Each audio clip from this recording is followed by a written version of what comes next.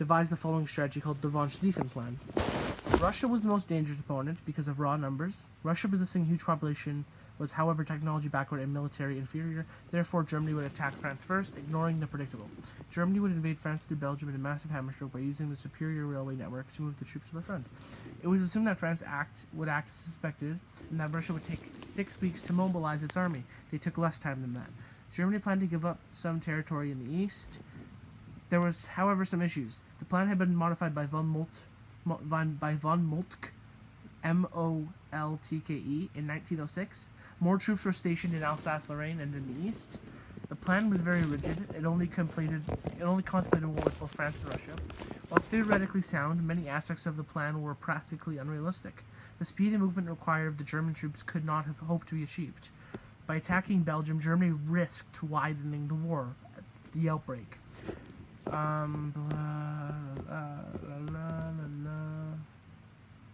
we're just gonna skip the rest.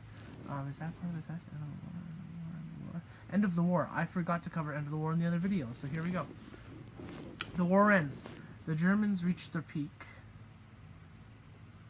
The Germans reached their peak of sector in 1917. The Brest-Litovsk.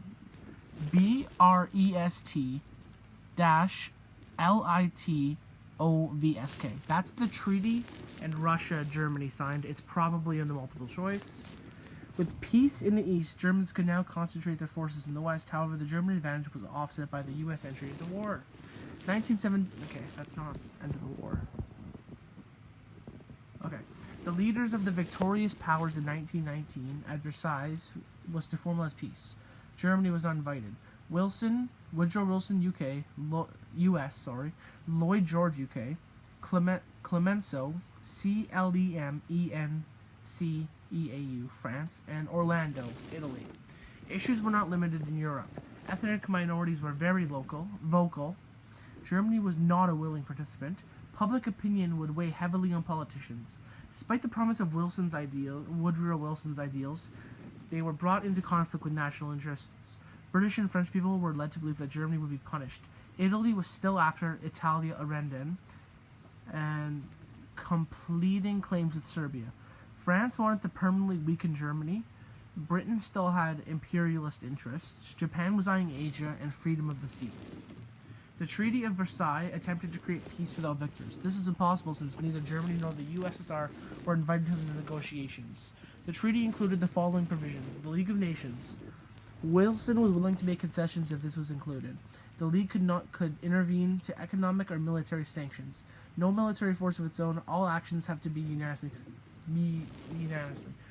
Colonies. No.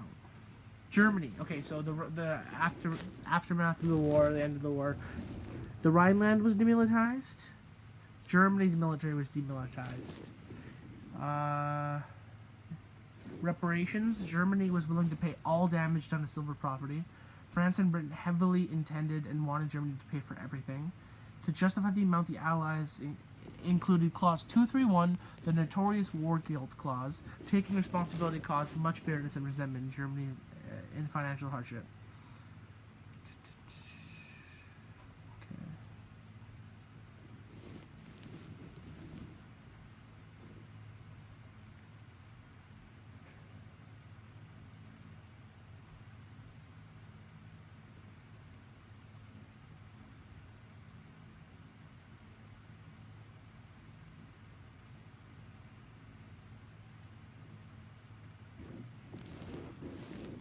Also,